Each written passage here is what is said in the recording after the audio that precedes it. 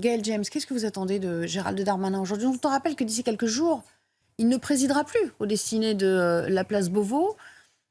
J'en parlais tout à l'heure avec un autre chroniqueur. Je disais, mais est-ce qu'il va retrouver un peu une liberté de ton, de parole qu'on lui connaissait déjà, à vrai dire, mais qui va lui donner encore plus envie de faire passer des messages forts pour la suite et pour ceux qui vont suivre, y compris le législateur?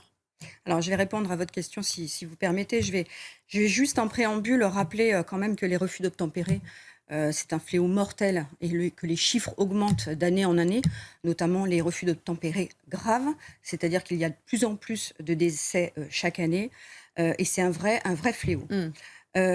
Certes, notre ministre va prononcer un discours pour essayer de réconforter ses forces de l'ordre, mais c'est pas ça qu'on attend. Absolument pas. Et encore une fois, M. Darmanin nous a toujours soutenus, a soutenu la gendarmerie, la police nationale. Mais c'est pas ça qu'on attend. C'est une vraie prise de conscience et un choc d'autorité. Combien de dommages on va rendre? Combien de cagnottes en ligne on va ouvrir pour toutes ces victimes? Parce qu'en fait, ces voyous, ces délinquants n'ont pas peur de la sanction. Ils ont un sentiment d'impunité, ils n'ont aucune crainte de la sanction. Ils ont un sentiment de toute puissance et l'autorité de l'État représentée par les forces de l'ordre, aujourd'hui, n'existe plus. Donc, un discours de réconfort, certes, mais ça va être un réconfort ponctuel. Qu'est-ce qui va se passer derrière?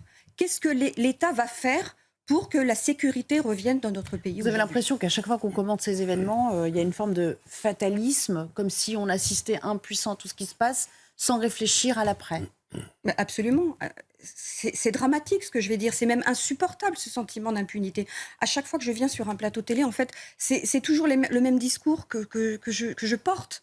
C'est-à-dire que les forces de l'ordre aujourd'hui attendent vraiment de l'État un signe fort pour rétablir la sécurité en France. Il n'y a pas que les forces de l'ordre.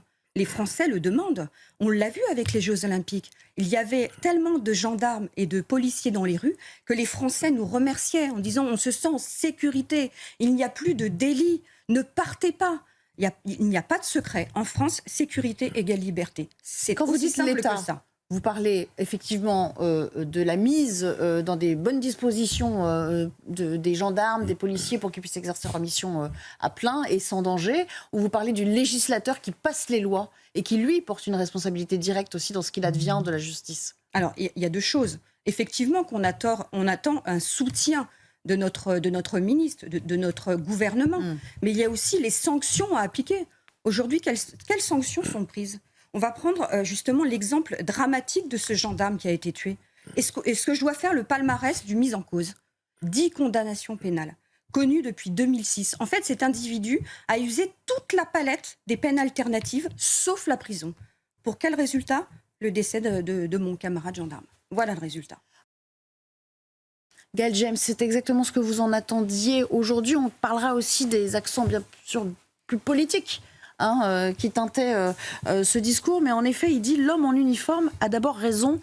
A priori, il faut accorder davantage de droits à l'uniforme. Ça suppose aussi de changer peut-être la loi. On reviendra peut-être au discours ambiant sur l'homicide routier. Parce qu'en toile de fond, il y a ça aussi dans les attentes qui sont nourries par les Français.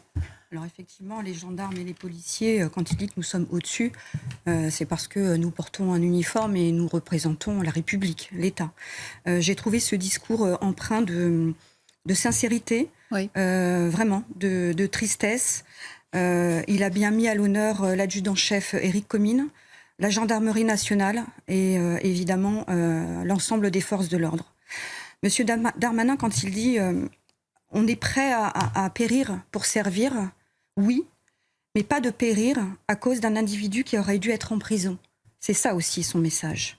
Et quand il dit cet individu qui était au volant est devenu un criminel, je le dis solennellement sur votre plateau, il est devenu un criminel à cause de la justice française.